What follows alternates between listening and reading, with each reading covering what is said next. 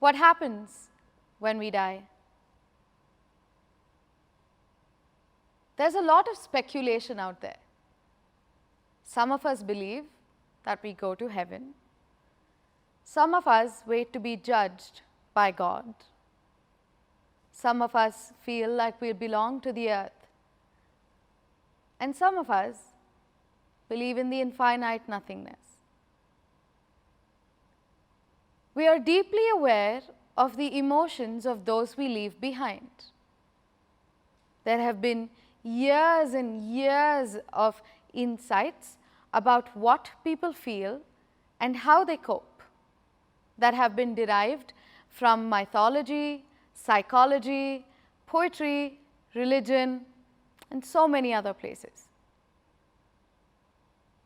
We know about intricate feelings of grief, loss, betrayal, anger, and love mixed with the thoughts that people sometimes wonder incessantly about those that are dead. When we imagine our own deathbed thoughts, we think of our accomplishments and the people in our lives.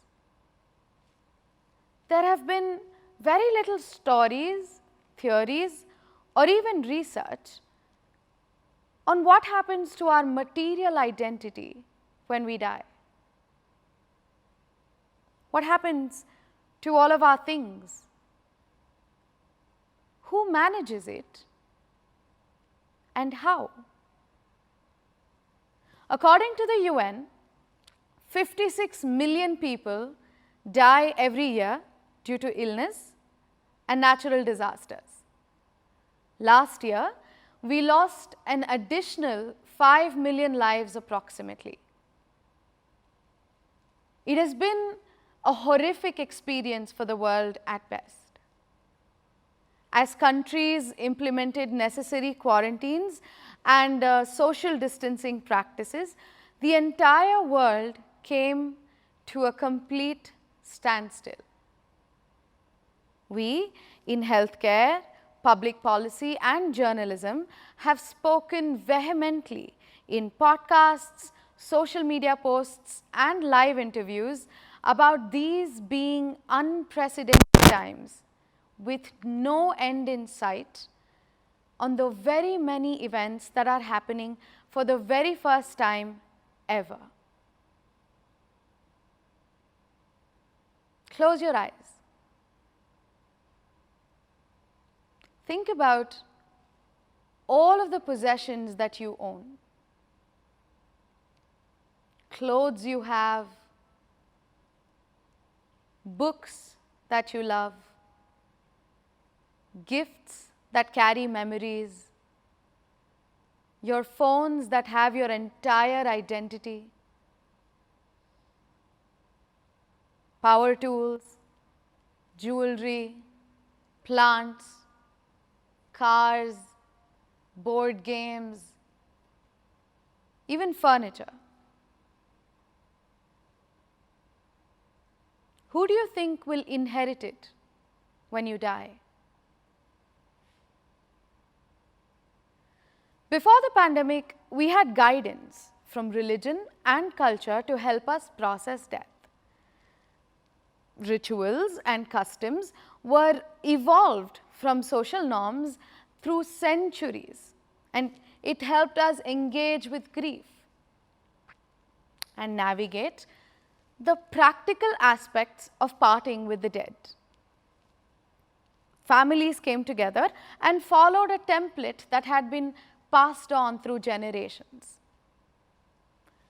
But during the pandemic, for the first time ever, we were left to handle the living legacies of the dead in the form of baggages that they owned and loved, with no actual practical knowledge on how to realistically deal with all of it.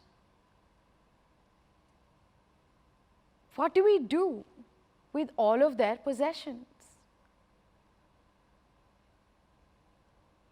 When my grandfather died in 2012, I vaguely remember a sea of relatives, a warm, sunny afternoon, and my father performing complicated rituals. My partner assigned himself to ordering ice boxes, and a friend redirected traffic to other streets. My aunts picked up elaborate storytelling, my uncles decided to handle transportation, and my cousins helped with funeral arrangements and communications. For over a week, our neighbors cooked for us. For months, there were unannounced visits, phone calls, and shared prayers. For almost a year after his death, we were slowly chipping away at all of his possessions, discarding, gifting, reusing, donating.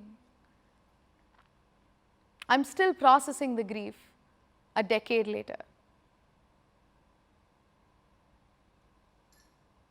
Communities inherited intricately woven traditions to help them come together and offer support in the form of financing funerals, having difficult conversations with children, and perhaps also renewing and embracing a new pathway for life. But living and dying have become so vastly different in today's reality.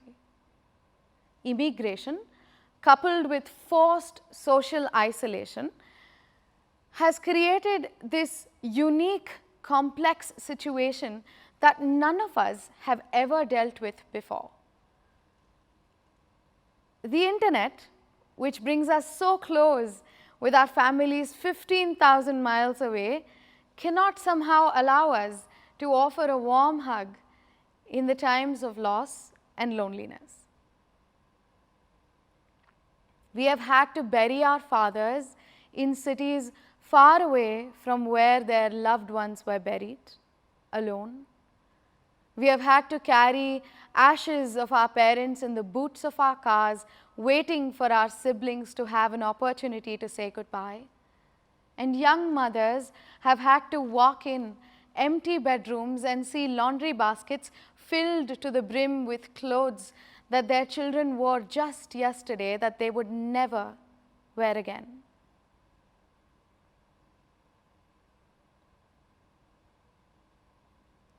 So what are we supposed to do with these very real physical reminders of the people that we lost? Everything was shut. There was a movement lockdown. So no one could come to help, sort through the discomfort of revisiting these physical artifacts, nor could we throw it all away. What do we do with these things that could potentially break open a dam of pain in our hearts that cannot be rebuilt without the power of a community or our people?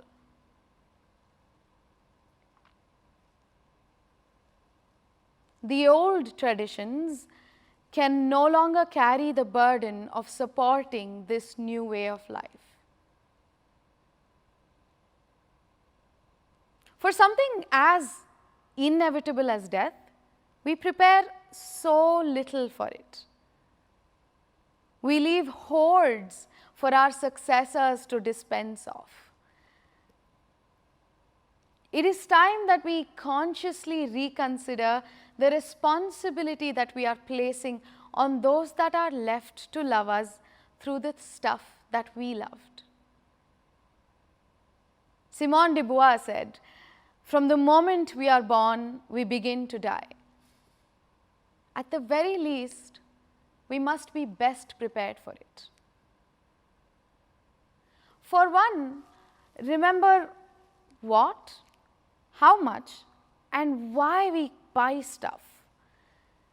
For so many of us that dream of becoming digital nomads and working from the mountains, having so much material possessions may not be so supportive to that dream. For another, acknowledge the eventuality and the impact we have on our own eventuality.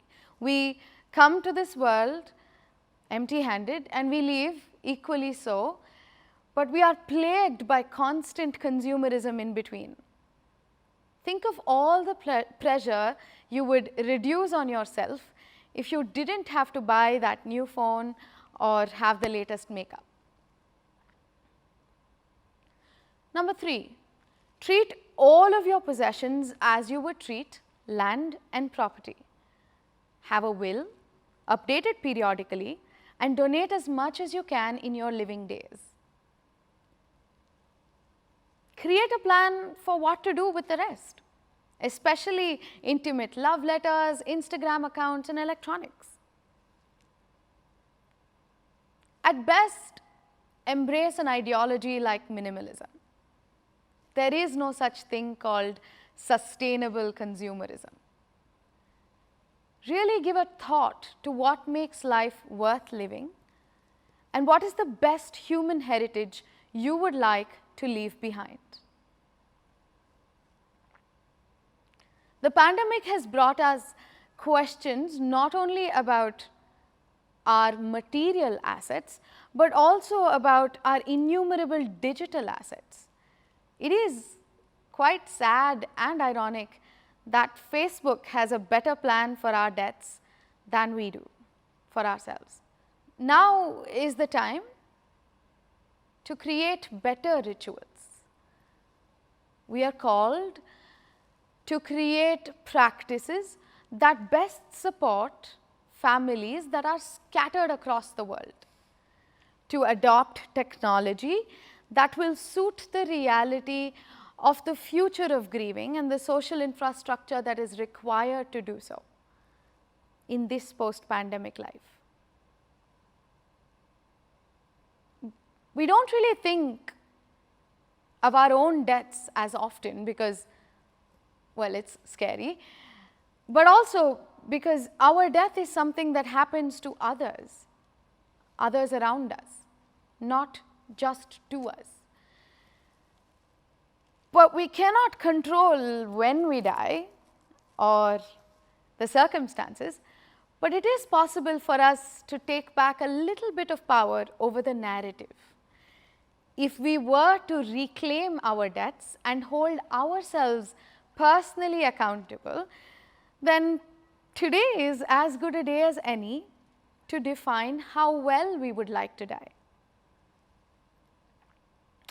As a rehabilitation psychologist, the last year has brought up so many clients on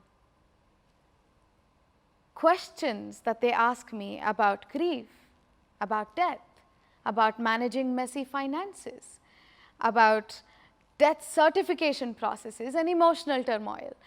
People are slowly coming to realize that their own deaths are also sources of grief and are learning the implication of what happens to their possessions, their treasures, and parting with it. The pandemic has presented us with a unique opportunity to make our deaths a little bit more about ourselves. Talk to a friend, maybe seek out a therapist. Engage in conversations about your material identity over dinner. If you lost someone you loved or know someone who did, call them up and offer support to sort through their ex-belongings. I lost my grandmother this July. My mother tasked herself unwillingly and alone to go through the last remnants of her material existence. She tells me that we discarded 6 saris, gave away 22 books, and have 3 pieces of jewelry doused in sanitizer waiting to be reclaimed. We had a rosary that we left untouched and some petty cash that we had no one to give to. It wasn't much, but it was so different from my grandfather's passing. As we live, so aware acutely of our short existence, we believe that we are much, much more than all of our possessions, but in our death, we are reduced to a photograph on the wall and our living things continue in the material world. It is upon us to decide the fate of our possessions. As for me, I have tasked a few friends, once I believe will be alive after I die, to throw me a party when I'm dead.